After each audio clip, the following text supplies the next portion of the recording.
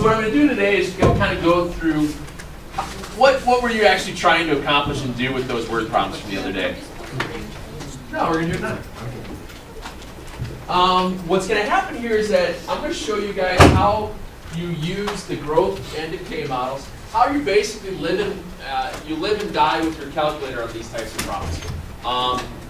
How do you get the information out of a problem, and so on. Believe it or not, these are a lot easier than what you guys thought they were going to be. So if we're looking at an exponential growth model as far as a word problem is concerned, we're talking about growth. Remember, exponential growth is when your value of b was greater than 1.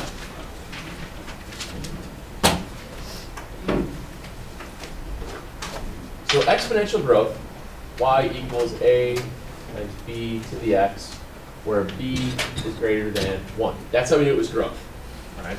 Decay was y equals a times b to the x, where b was between 0 and 1. So we have growth and decay.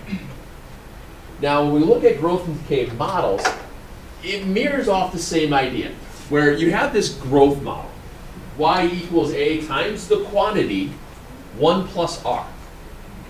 This 1 plus r is something, obviously it's going to be greater than 1 because r is a rate.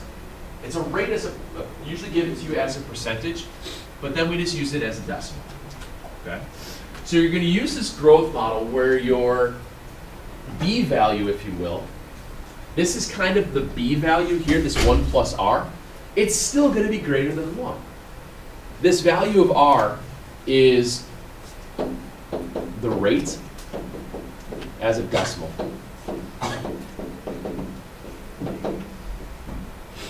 This value, what this b value becomes, this 1 plus r, is called the growth factor. They call that the growth factor. Bless you. And then obviously t is some value of time, whether it's yearly or whatnot. It'll tell you when it winds up being. Okay. That's where this growth model comes in. The decay model is very similar. The only thing that's different is that it's going to be 1 minus the rate. Therefore, you're between 0 and 1. Okay. So growth model, 1 plus r. Decay model,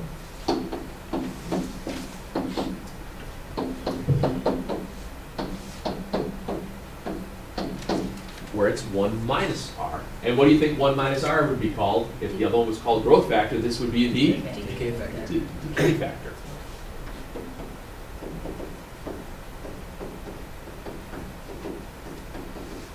And again, r is the rate as a decimal. T is some value of time.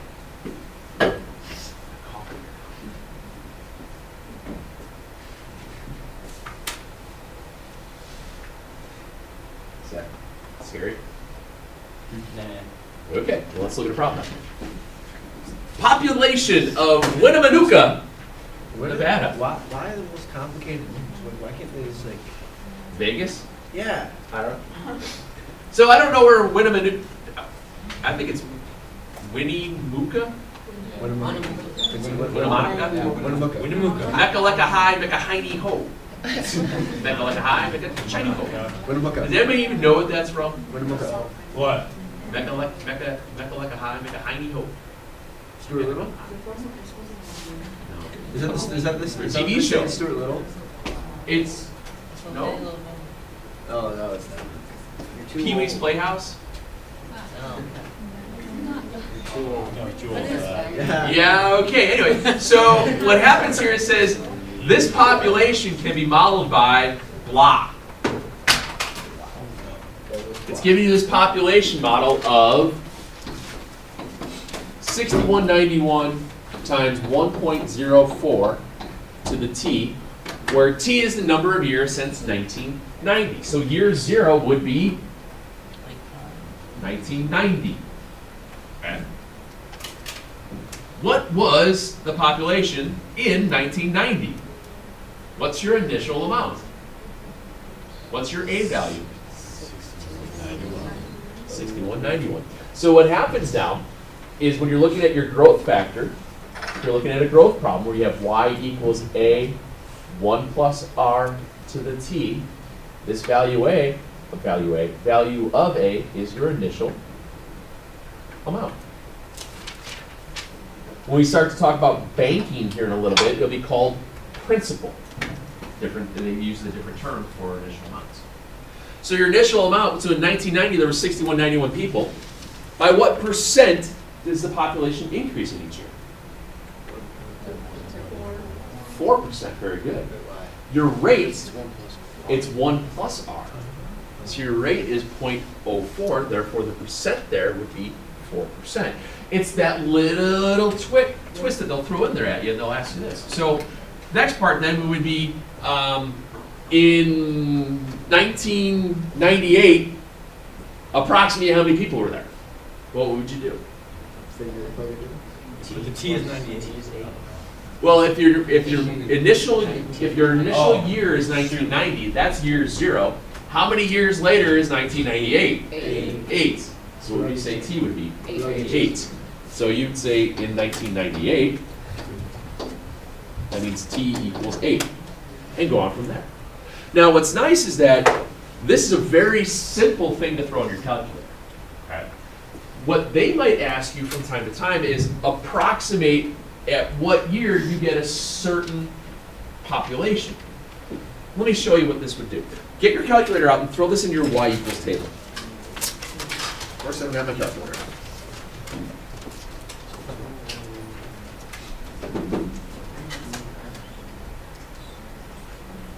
There we go.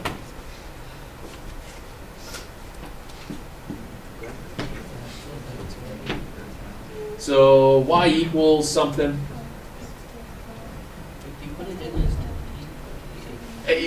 Whatever one of the, it's always just going to pick as x. It doesn't matter. Okay. So here you just type in, was it 6191? Yeah. 6191 parentheses 1.04 to the t. Well, obviously it'll just use x, which is fine. Now don't bother looking at the graph, because obviously if your initial amount is 6191, where's it going to cross the y-axis? 6191. I don't want to mess with my window. So what I would do is just look at my table, and this is a very common thing to go through. What I'm going to do is, well, my table's unfortunately stuck at the negatives, which we don't have to worry about. Start to scroll through, and you'll start to see that year 0 is 6191, 92, and so on. You start to see how many people there were. So you might see questions where they'll ask you, approximately what year were there 10,000 people? So what you would be doing is you'd be scrolling through your table, looking for it to equal 10,000. So somewhere between 12 and 13 years, they grew to 10,000 people. Does that make sense? So that means if it started in 1990, that would mean after 12 years it would be 2002. So you say after 2002, they approximately had a population of 10,000. Okay. Now, some of these models that you're going to see in here are going to be rather dated, because this book is, well, dated. So don't laugh when you see some of the numbers and things like that. It's like they talk about record sales, tape deck sales, things like that. Well, I think it's beyond 8-track. Have you guys ever heard an 8-track before? That's an 8-track. An 8-track, you know what a cassette tape is, right? An 8-track was a larger version of a cassette tape. That it was prior to cassettes, and it actually had 4 sides to it. Where a cassette, a cassette has side A, side B, you just flip it and it goes the other direction. Well, an 8-track had 4 sides built into it, where it goes forward and backwards, and then you flip it over and it goes forward and backwards. So it's really, really weird. It was a thicker tape, maybe about 3/4 of an inch, no, maybe half an inch or so thick. Whereas a cassette tape, if you ever saw that, it's maybe 3/8, quarter inch thick. You guys have no idea what I'm talking about, do you? Yeah, I have an old RV. Yeah, and it's fun. Those things are cool. So an 8-track was a more portable version of a record in like the late, when did it start? Maybe the mid-70s or so, and it lasted through early 80s, and that's when the Walkman came out. When the Walkman came out, that's when cassettes really took off. Yeah. And then later on, You got a portable CD player. Those started out about 94. You guys should get a CD player that you could walk around with. Do you know how, you know how expensive a portable CD player was back in like 94, 95? A couple $100. Yeah, $200. That's really expensive nowadays. Well, you think about it, you can get an iPod for $200 that goes online. This had a CD player that you'd have to, if you bounced at all, it would skip the CD and it wouldn't work. All the stuff I had to put up with as like a kid, you know, it's just awful. But yeah, these things are great. Okay. Principal interest. This is a little bit different. This is the banking style. This is called compounded interest. This should make you happy when you start looking at bank accounts and things like that. We have a compound interest style problem where you have your overall amount, A, you get from your principal, your initial deposit, if you will, times the quantity, 1 plus your rate, again, as a decimal, over the number of times something compounds to the number of times it compounds times the number of years. So R, again, is your rate as a decimal. I do this first. P is your principal, the initial. N is number of times it compounds. I'll explain what that means here in a second. And then obviously T is your time. It's usually in years. What it means to compound is that if I say I'm going to give you 5% interest on a deposit and I'm going to compound that interest 4 times a year, that means I'm going to calculate the interest on your money in that account at 4 separate times within a year. For example, if you do something very simple of an initial amount of $100, and I'll say that 5%, I'm going to compound it 4 times a year. That would be called quarterly. You've heard that before, right? Semi-annually would be twice monthly, daily, unless it's this year. And then what's the other one? Yeah, that's about it. So we'll talk about, there is another one called continuously compounding. We'll talk about that one tomorrow. So if we look at something very, very easy, you guys got this one written down? We'll go to a clean one here real quick. I'll rewrite it. If we have an initial amount of $100, and we're going to compound quarterly at 5% interest. What we do is we use the formula. Your overall amount is your principal, 1 plus rate over n, the NT. Notice since it's 1 plus something, you're going to still have a growth model here. I hope you have a growth model if you're depositing money in a bank. Otherwise, you're picking a very bad bank. That was economic humor. She would have laughed. I don't know if she would have. I'll tell the same joke later, see what happens. So you just swirly thing. at. You can do the A, you can do swirls. Yeah, I know it's not the right way to do it. I think it's supposed to be like this. Yeah, there's just That takes too long. Like it's not even something. I think it takes. In my mind, I know what it means, so you guys should all know what it means, because you should read my mind. It's a snail.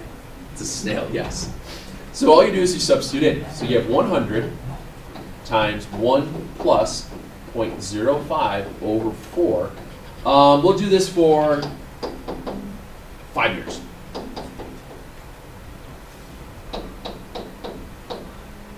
Now notice, by writing it out like this, I can type it in my calculator exactly like that, and it's going to be just fine.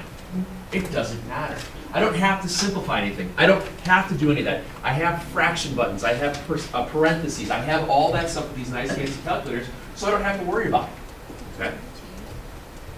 For something like this, yes. Regular old boring graphing, No. So you'll start to see when there's calculator, non-calculator. Where's the ass? So if I substitute this in, let's see, quits. What was it, $100, parentheses, 1 plus alpha y equals 0.05 over 4, close the parentheses to the 4 times 5. Well, let me show you what happens here. If you're talking about money, how many decimals should you use? 2. Now, when you're talking about that, that means I'm looking at 128.203. What am I going to get after 5 years? I'm making $128.20. What's the bank going to do with that 3, 7, and so on? They're gonna keep rounding down. Rounded it. They're going to keep that. All right. You guys all saw the movie Office Space? A little bit, yeah. That's the fractions of the pennies. Right. If you have not seen the movie Office Space, see the movie Office Space. It's fantastic. Is it like rad? No, this is far and away much better than that. Jennifer Aniston's in it. Watch it. Nice. Nice. Yeah, there's a lot of stuff in that movie that you can't say at school, but it is awesome. Mike Judge, you guys know who that is? A little bit. The guy who did Beavis and Butthead? Oh, He's the one that wrote it, okay?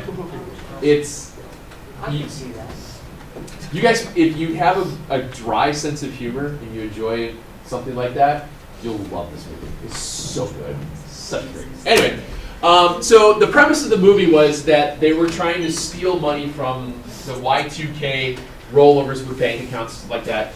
When that first happened, nobody knew if computers were going to understand what it meant when the year turned from 99 to 00, because everybody was just using 2-digit year codes instead of 4-digit year codes. So the banking industry and a lot of financial people were freaking out, and they're all trying to rewrite code so that way nothing turned itself off, the power companies would still work and all that. So there's this huge frantic dash throughout the whole latter part of the 90s to try to fix this. This movie came out right around that time, 99, 2000-ish, about what are they going to do to rewrite the code for all that, and how do they steal money? Well, they took those fractional amounts of pennies and dumped them into an offshore account, and all of a sudden they had lots of money, and they're like, oh, we're going to go to something jail. So, it's a great movie. But that's what that means. So You guys really don't care about these things, do you? No. I don't understand. I got my What's that? whole life. Yeah. This is the amount, bless you, this is the amount you would have after X amount of time at a certain rate. Yes, sir? Where did you get a 4 from? Quarterly. Number of times, the compounding part usually means number of times per year. Quarterly just means 4 times a year. Sir? So you don't have Oh, to sorry. have much money after 5 years? After 5 years, my account would be up. Yes, I'd have $128. Sorry, go ahead. Never mind, I was gonna say that's where you get the 5 from, but that's from the 5 years. Yeah. Yeah. Yep. You think about your regular bank account. Your regular bank account, a savings account, only pays like maybe 2%, if that. You don't make that much money on interest. You have to have a lot of money to make money on interest. This also goes with the idea of, what was the other one I had here, about, let's do this. Quarterly, daily. No, let's do decay. Let's look at a decay thing. If you look at decay, you start to think about depreciation. This is one of the major things you guys are going to come across as you start to get older, as you start to think about vehicles and cars and stuff like that you want to purchase, what's going to hold their value better over the long run, things like resale and whatnot like that. Obviously, a generic idea of a decay model is still that you have your initial amount, your initial amount times 1 minus the rate to the number of years. That's just a decay thing. There is no decay formula for interest. They don't make that. There isn't one. there probably is, but we don't deal with it. A regular old boring decay model looks like this. So if you have a car that you pay, well, you guys know that the moment you drive a car off the lot, it's worth less than what you just paid for it. Yeah. That's Okay. BS.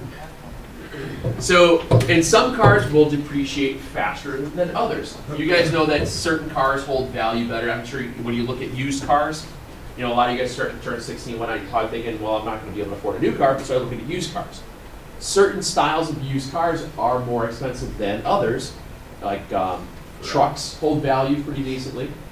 Hondas hold value real well, things like that. Whereas like a Jeep Patriot or a Chrysler 200, those depreciate in value much quicker than other cars because they're not rated as nice as other cars. The nicer the car, like you know what I mean by, you guys ever heard of a thing called consumer reports? Yeah. Where they rate cars and they say certain things are more reliable than others and stuff like that. Show me the Yeah, it's certainly the car box. Some cars are more reliable than other cars in the long run. That's why certain things depreciate quicker than others. Let's see, for the longest time, what was it? Oh, I know. When we bought a Suburban 4 years ago, and the Suburban we bought was used. Now, I don't know if you guys have ever looked at a Suburban before. A brand new Suburban is stupid expensive, like way more than I would ever be able to afford in my life. But you buy one that's 2 years old with 25,000 miles on it, it's worth, you know, 25,000 actually, less than what the person originally paid for it, with nothing wrong with the vehicle. So you look at it like, okay, so am I going to pay 65 grand for a brand new thing, which they're not even close to that, they're 80 grand nowadays. You never saw that. Or you buy one that's 2 years old and not take that depreciation thing. You'll start to look at that as you get older about certain things that are worth value to you when you buy stuff. Well, you learn stuff like this in econ, if I'm not mistaken. You learn stuff like that. Yeah. I don't know, it might be a dumb question, but like, you know how if you're gonna move and you like wanna build your own house, is that kind of like the same as buying like a brand new car, like a used car, or like a used one? Homes are different. Homes are, what happens a lot of times with homes is that when you purchase a house, generally speaking, the house it depends on what they appraise the value to become. Nowadays, since the home values are starting to rise again, when you buy a house for, let's say, $260, it's about an average price point, $250, that $250,000 range for a home or whatnot. If you buy a house for $250,000 today, let's say, that house might appraise for that value, which it should, because that's what you're getting a mortgage on. If it doesn't appraise for that much value, you usually won't be able to get a mortgage on that because the mortgage lender would be like, why are you buying something that's not worth that much to begin with? Then the mortgage company would want more money up front as opposed to the loan. I don't know, does that make sense? As you get older, it will. If you're buying a used home, you know, they have value dependent upon, you know, like pre-existing neighborhood, what is the condition of the house, is it landscaped, is it not landscaped, is it, you know, new roof, things like that, where there is value built within an existing home that might have a lot more upgrades as opposed to a new home that doesn't have that. So it really depends on location. You've heard that before, location. It depends a lot on location. Are you in certain tax rate areas? I mean, this whole area is taxed pretty heavily, so that doesn't really matter. But there isn't as much of an initial hit on a depreciation of a home as there is a vehicle. A vehicle is more or less what we call a depreciating asset, whereas a home, in the long run, maintains value and or appreciates, where it does gain a little bit of value. So it's a little bit different like that, like boats. Boats are a depreciable asset. The two best days of buying a boat, or the two best days of having a boat is when you buy it and you sell it. That's what people usually say. Because you always put money in a boat. I don't know, Boats are cool, but water skiing is. It's great, but you don't only get to use it how many times? However much All the you time. want. Well, unless you live on a lake, I guess, but not many lakes in this neighborhood. You got a pond right there. It'd be cool to have an RC boat. Yeah, it would be. Get a swirl. So, Just water skiing. so let's go back to the depreciation one here. If you buy a car for 24 grand, the value of the car decreases at 16% per year. Write the exponential decay model for the value of the car. Use the model to estimate the value after 2 years. When we get to these things where it says graph, bless you, don't worry about graphing these. Bless you. Thank you. Really don't worry about it because your scales and stuff like that are going to be so nasty. There's really absolutely no reason to look at the graph. And it says use the estimate of the car when it will have a value of 12 grand. Now, obviously if a car depreciates at 16% per year, wouldn't it eventually be worthless? Yeah. Yeah. But isn't it, no matter what, going to still be worth something? Yes.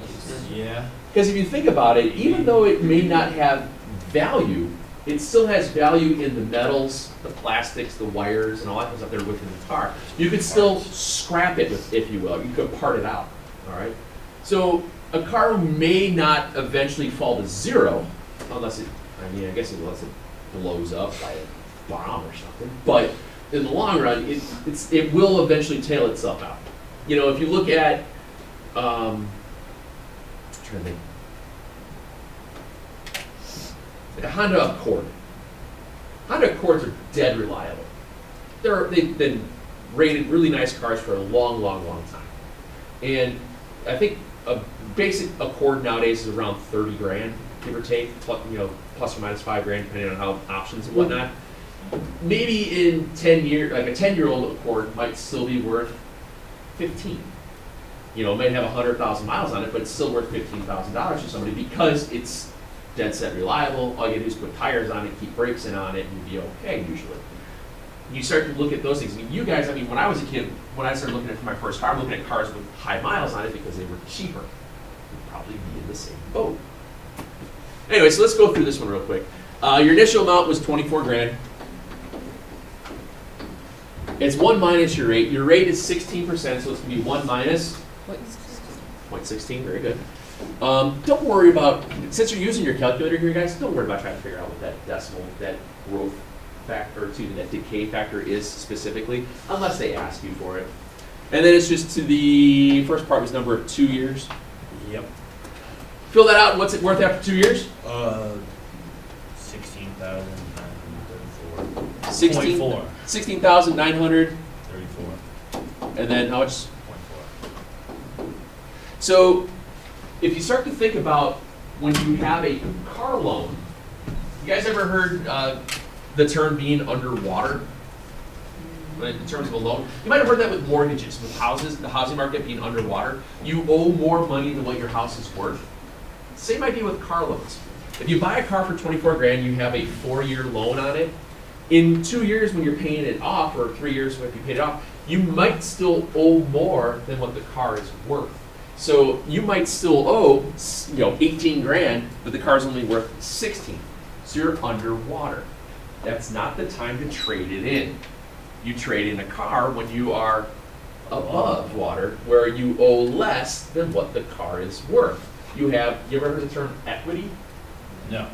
Equity means it's worth something to somebody else. You have, I'm trying to think of a good analogy here. You guys nowadays look for those crazy Jordan shoes, right? Yes, I do. I'm trying to think of something. You can buy a pair of Jordans if you're lucky for what, 150, 200 bucks? Yeah. And then If you're lucky. if you buy them off the rack, and then you could turn and flip them For like and sell them 300. for more money. It has equity because somebody else wants it. Okay? So if you have a car that's worth 15 grand, but you only owe 7 on it, you have $8,000 of equity built into the car. Does that make sense? Mm-hmm. That equity value allows you to have a down payment on something else. That's the same thing with home prices. If you owe $100,000 on your house, but yet your house is worth $150,000, you've got $50,000 of equity built into your house. So if you sell it, you get for $150,000, you'll get that 50 grand to help you towards the purchase of something else. That's where the equity is. Okay. Does that make sense? So then again here, if it says use the graph to estimate when the car will have a value of 12 grand, I'm not using a graph, what am I using? Table, there we go. Your table. Is this making a lot more sense than it did on Monday now? Yes. Oh, It it's is so really easy, confused isn't it? on Monday. I'm hoping this is pretty simple now, right? I learned so much about life today. And this is what's cool about it. And like I said earlier, this isn't a really difficult section, but it's kind of cool because it makes sense because you guys are all going to be in that boat here, you know, relatively quickly about buying a house, about buying a car, and things like that. What is it going to be worth to you? One of the first purchases my wife and I made after we bought a house was we needed to buy a new car. So we bought a car that we knew we were going to use for a long time, and we knew that we were going to put a lot of miles on it. So we bought a diesel Jetta. We bought that car 10, 11 years ago, and to this day, knock on wood, 108,000 miles later, running like a champ. Because we knew that something that was worth a lot back then was going to be for the long haul, and it's maintained its value. I mean, granted, it's not worth 24 grand nowadays. I mean, it might be worth 6, but still, it's 6 grand I don't have to worry about. Life.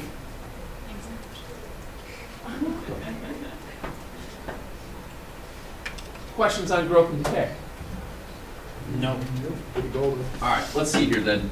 The problem, I think I have the same stereo systems. I'm worried about that. I think these might have been the same problems from the other day. So obviously, if you didn't do those all the way through, but let's just rework it. Now they should make sense, and I'm sure you guys will be able to fly right through it. There might be one in there where it'll say what would the initial amount have to be in order to get a certain value, which means you'd be solving an equation for A.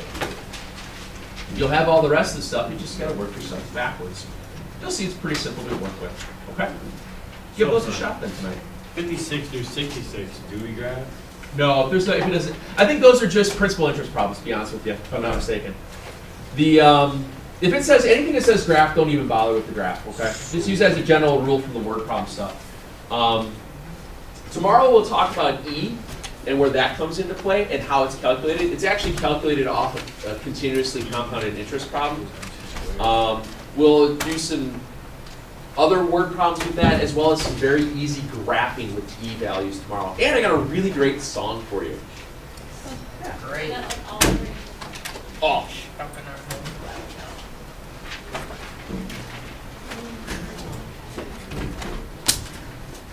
It's all for everything, right? what's that? All for all of it. Yeah.